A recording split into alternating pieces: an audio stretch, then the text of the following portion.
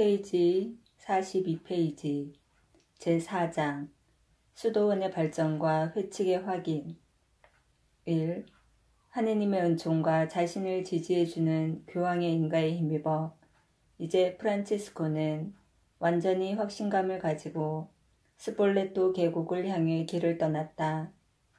거기에서 그는 그리스도의 복음을 설교하고 그것에 따라 생활하기로 결심했다. 동료들과 함께 여행을 하면서 그들은 어떻게 자기들에게 주어진 회칙을 참으로 신실하게 지킬 수 있는지, 또한 어떻게 주님 앞에 거룩하고 올바르게 살 수 있는지를 의논하게 되었다. 그들은 또한 어떻게 자기 자신들을 향상시킬 수 있는지, 다른 사람들에게 좋은 표양을 볼 수 있는지 토론하면서 긴 이야기를 하는 동안에 이미 날이 저물었다. 그들은 피곤해 있었고 배고픔을 느끼기 시작했으므로 마침내 외롭게 뻗은 길 가운데 멈춰 섰다.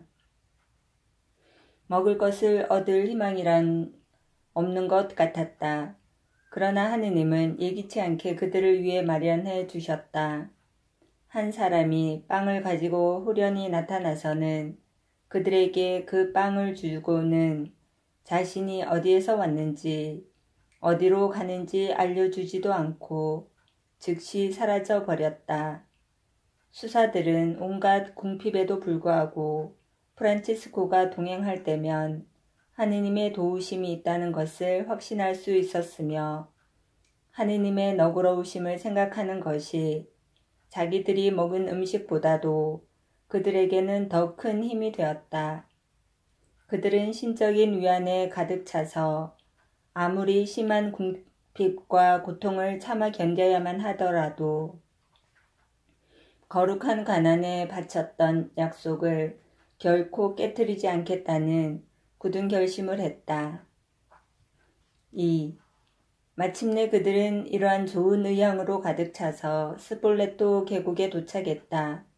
거기에서 그들은 사람들 가운데서 살아야 할지 아니면 외딴 곳에서 살아야 할지 토의하기 시작했다.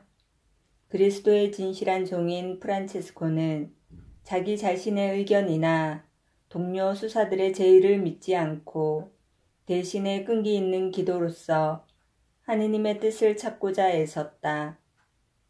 마침내 하늘로부터 온 계시에 의해 자신은 그리스도를 위해 마귀가 빼앗아 가려고 애쓰는 영혼을 구하고자 하느님께로부터 보내졌다는 것을 깨달았다.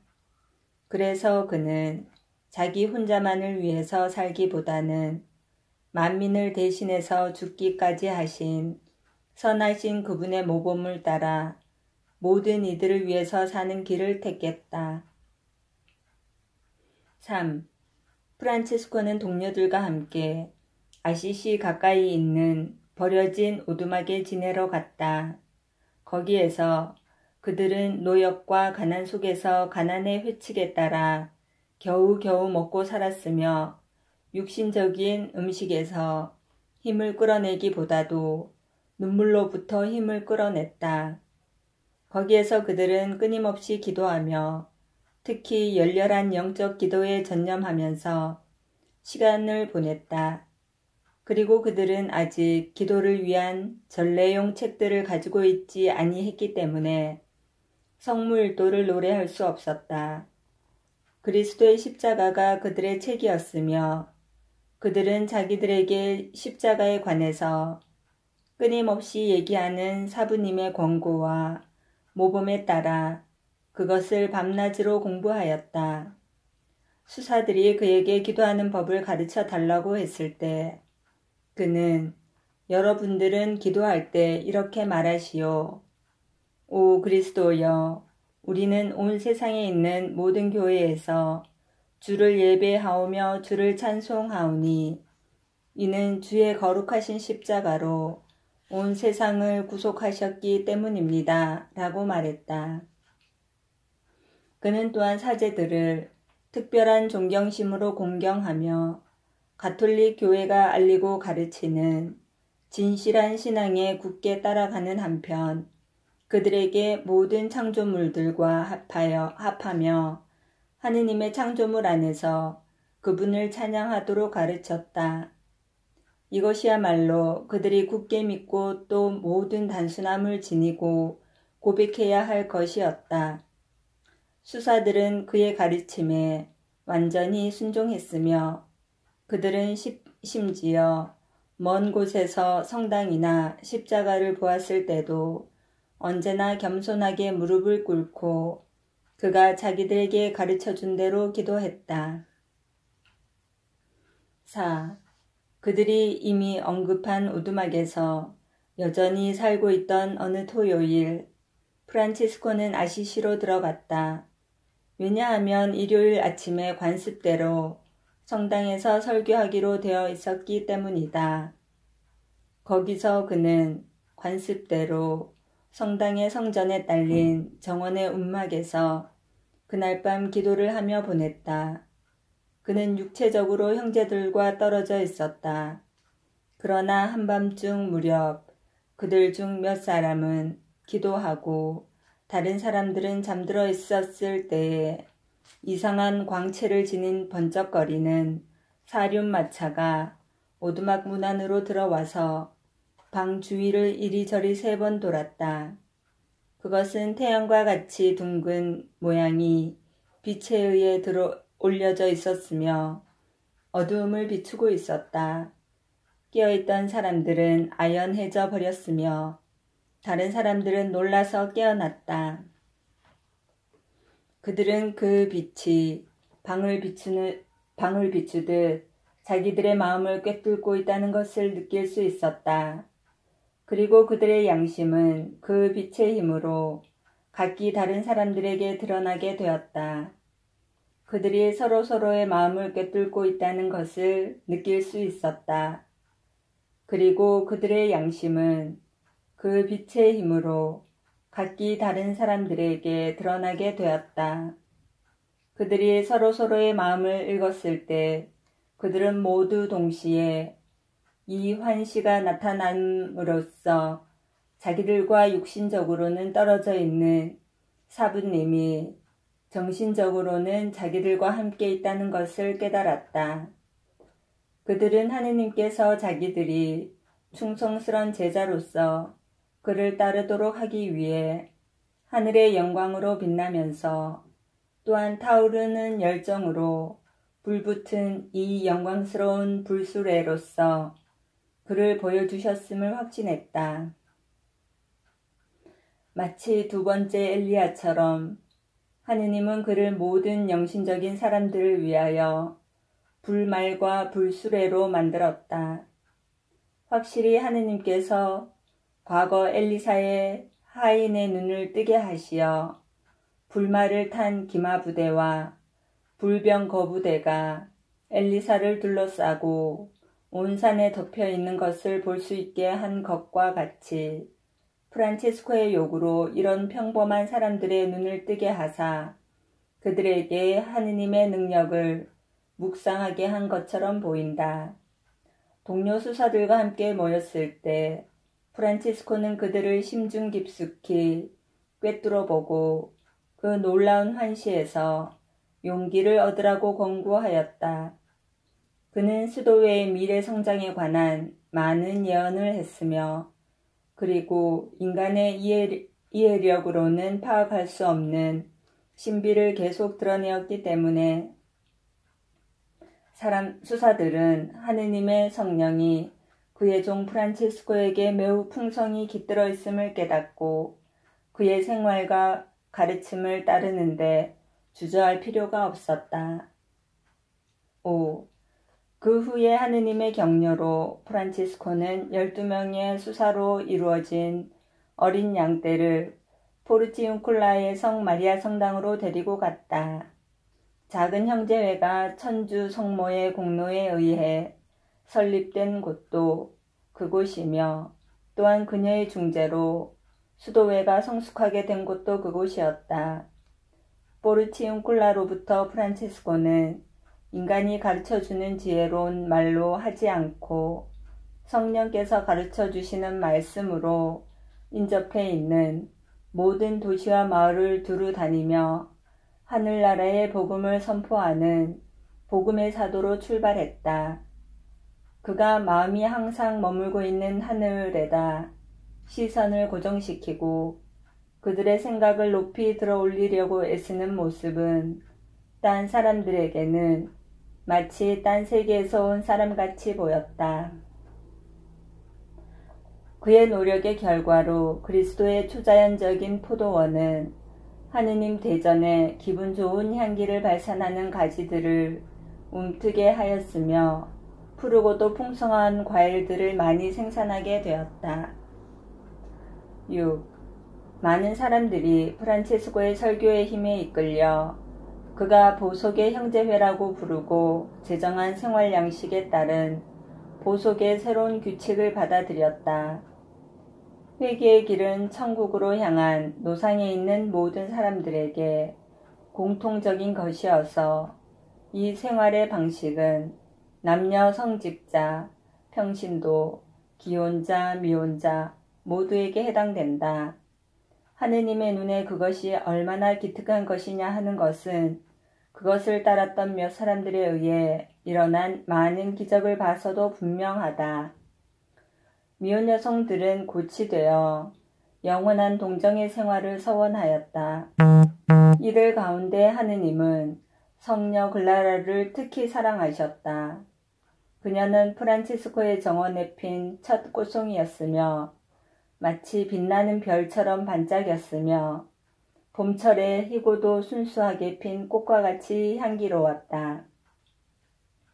그녀는 그리스도 안에서 그의 딸이었으며 가난한 글라라 회의 창설자였다. 이제 그녀는 하늘에서 영광을 입고 있으며 땅에서는 교회가 그녀에게 합당한 존경을 표하고 있다. 7. 이것은 군중들이 단지 순간적인 열정에 의해 들떴다는 것이 아니다. 많은 사람들이 세상에 덧없는 유혹들을 경시하며 그리스도의 완덕을 본받고자 하는 욕망에 사로잡혀 프란체스코의 발자취를 따랐기 때문이다. 그들의 숫자는 날로 불어나서 수도회는 단기간 내 전 세계에 퍼졌다. 그들의 모든 지출 경비를 충당할 유일한 것은 가난은 어떠한 종류의 노동도 할 힘을 주고 어려움 없이 자유롭게 여행하도록 해주는 한편 그들에게 어떤 종류의 일도 즉시 수행할 준비를 시켰다. 그들은 이 세상에 속한 것은 아무것도 소유하지 않았다.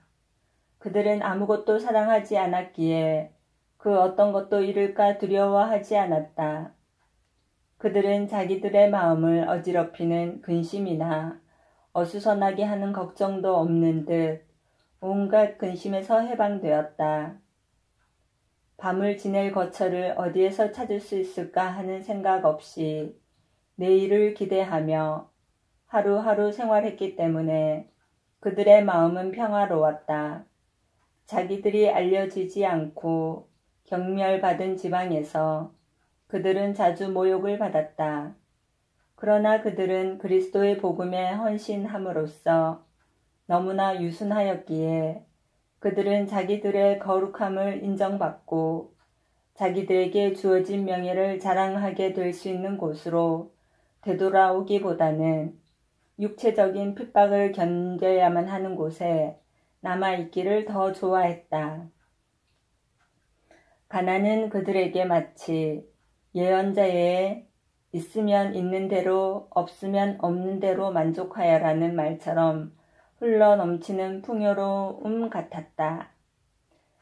이방인 나라에 도착한 몇몇 수사들을 한 회교도가 측은히 여겨 필요한 양식을 사라고 돈을 주었다. 그러나 그들은 거절했다. 그는 놀랐으니 이는 그들이 빈곤하다는 것을 알 수 있었기 때문이다.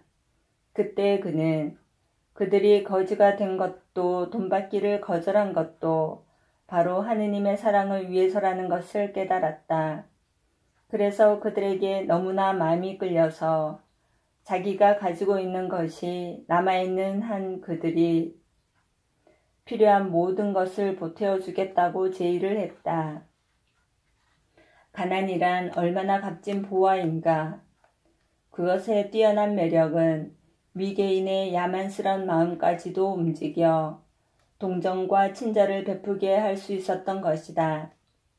이방인이 그와 같은 존경심을 보인 복음의 진주를 그리스도인이 발 아래 짓밟는 것은 얼마나 말할 수조차 없는 큰 죄인가.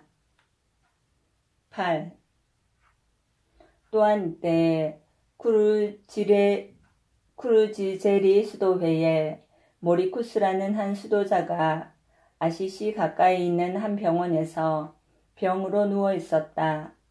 오랫동안 그는 병이었으며 그의 상태는 너무나 나빠서 의사들은 모든 희망을 포기했다. 그러나 그는 프란치스코에게 하느님께 자기를 위하여 기도해 달라는 전가를 보냈다. 프란치스코는 즉시 동의하여 그를 위해 기도를 했다. 그 후 그는 빵 조각을 조금 들고 그것을 성모님의 제단 앞에서 타고 있는 램프의 기름에 적셔 일종의 환약을 만들었다. 이것을 그는 한 수사편으로 그 환자에게 보내면서 이 약을 우리의 형제 모리쿠스에게 갖다 주시오.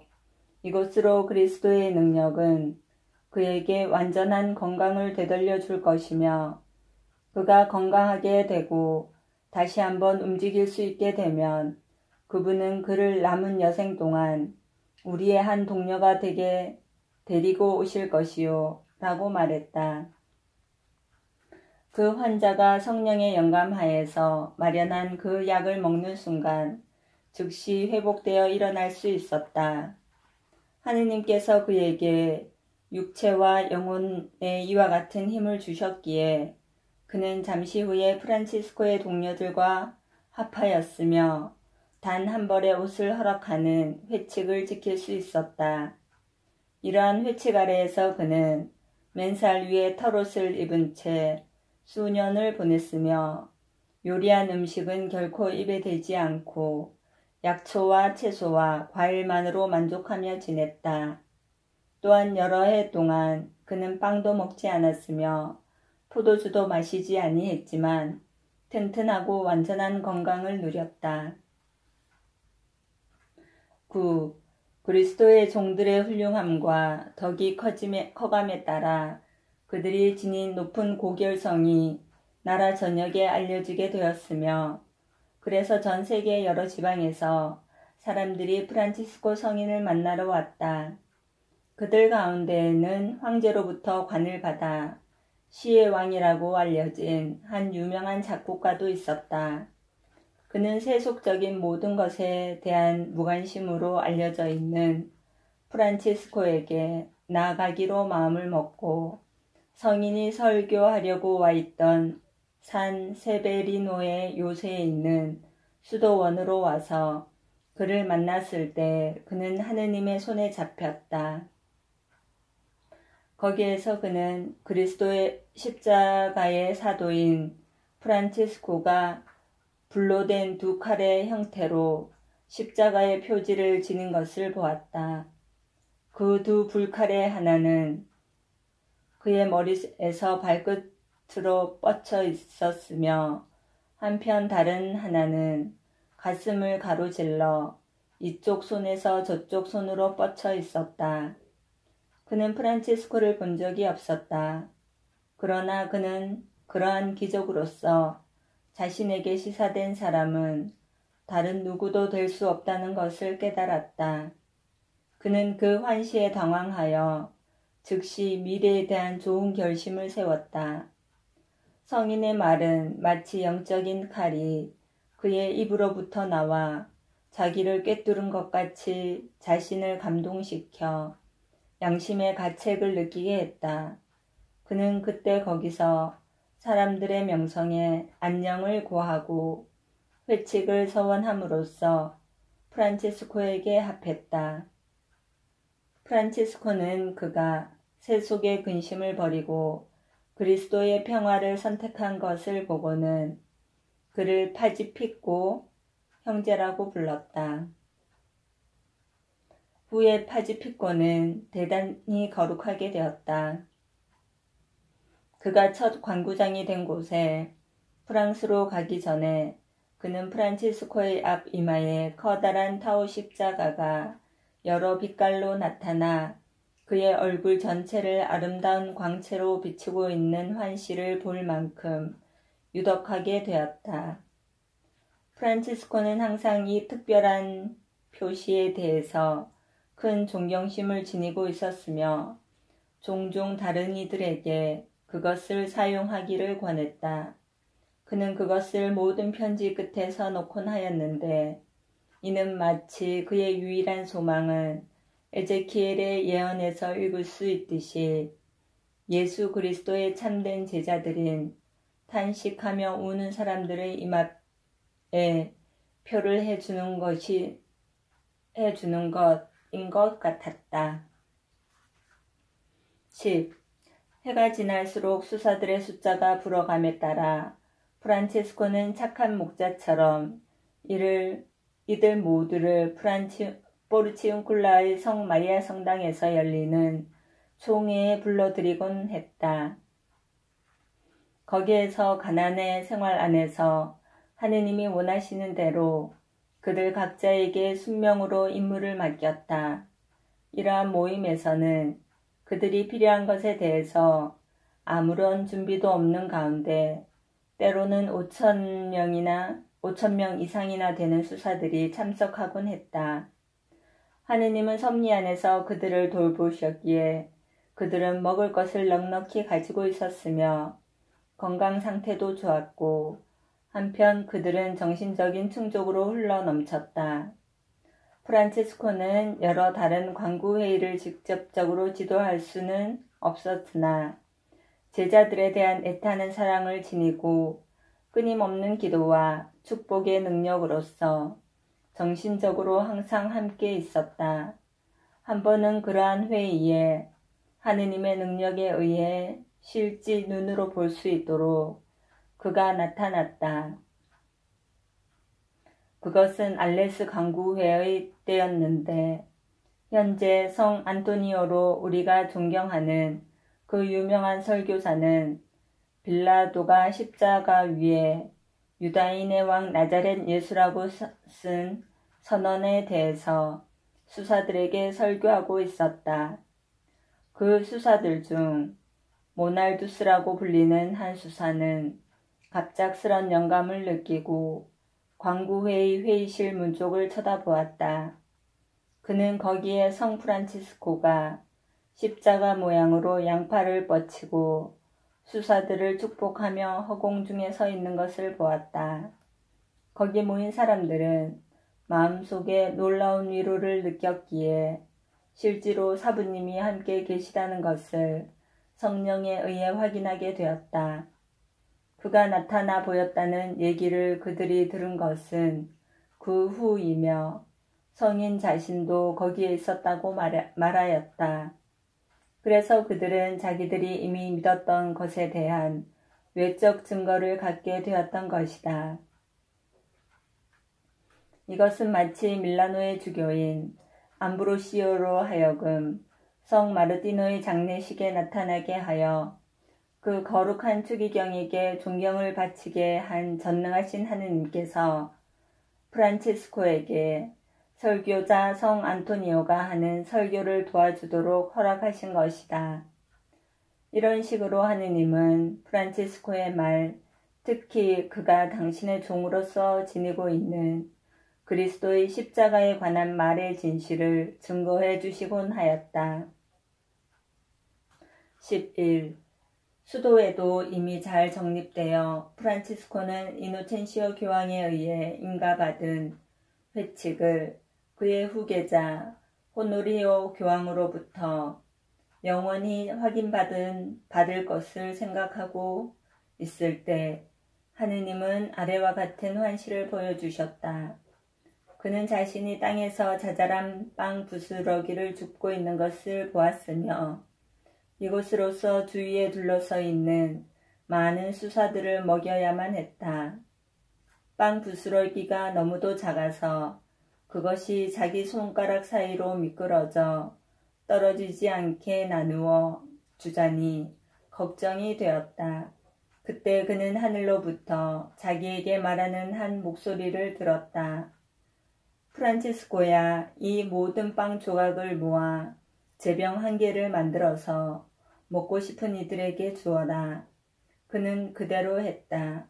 그러자 합당한 존경심으로 이를 받지 않는 수사나 아니면 받았을 때 그것을 경멸하는 수사들은 곧 나병으로 고생하는 것이 보였다. 아침에 프란체스코는 동료들에게 그 환시에 관한 모든 것을 얘기했다. 그는 이 환시의 의미를 알 수 없었기 때문에 당황했다. 그러나 그 다음날 그가 기도하고 있는 동안 그는 자신에게 말하는 한 목소리를 들었다. 프란치스코야, 그 전날 본 빵 조각들은 복음의 말씀이고 한 개의 제병은 회칙이며 나병은 사악함이다. 프란치스코는 복음에서 많은 구절을 보탬으로써 길어진 회칙을 확인을 얻기 전에 환시가 가리키듯이 줄이길 원했다.